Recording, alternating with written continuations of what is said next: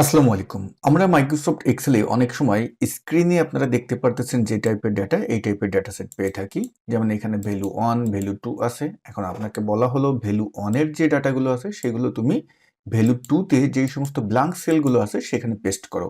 কিভাবে করবেন যদি অনেক বেশি থেকে থাকে? এক্ষেত্রে আমরা যেই শর্টকাট মেথডটি এপ্লাই করতে পারি সেটা হলো যে ভ্যালু 1 এর যেই ভ্যালুগুলো সেটা যদি ভ্যালু 2 ব্ল্যাংকে আনতে চান, আগে ভ্যালু 1 এর পুরোটা সিলেক্ট করবেন, কন্ট্রোল সি দিয়ে কপি করবেন এবং ভ্যালু 2 র প্রথম সেলটাতে এসে সিলেক্ট করবেন। করে আমরা মাউসের রাইট বাটনে ক্লিক করব। এখানে লেখা দেখবেন পেস্ট স্পেশাল, এটায় ক্লিক করব। যে ডায়লগ বক্সটি আসবে এখান থেকে স্কিপ ব্ল্যাঙ্কস এই চেক বক্সটায় ক্লিক করবেন এবং তারপরে এই যে ডায়লগ বক্সটি আছে এখান থেকে জাস্ট ওকে করে দিবেন।